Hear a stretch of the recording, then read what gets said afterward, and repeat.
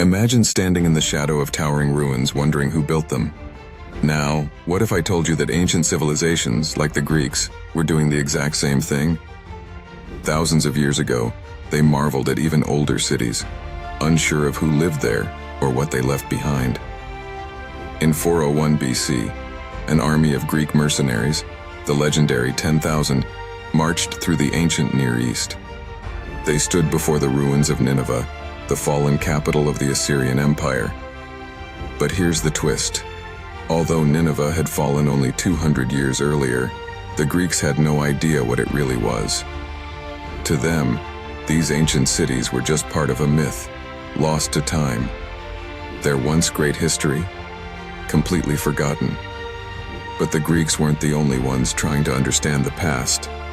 Fast forward to the Neo-Babylonians, and you have King Nabonidus, a king turned archaeologist. He wasn't just looking for treasure.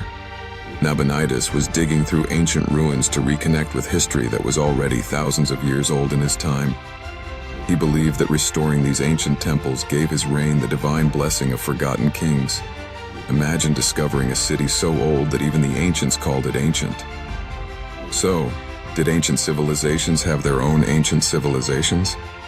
Absolutely. But their understanding was wrapped in myth, half-truths, and forgotten legacies.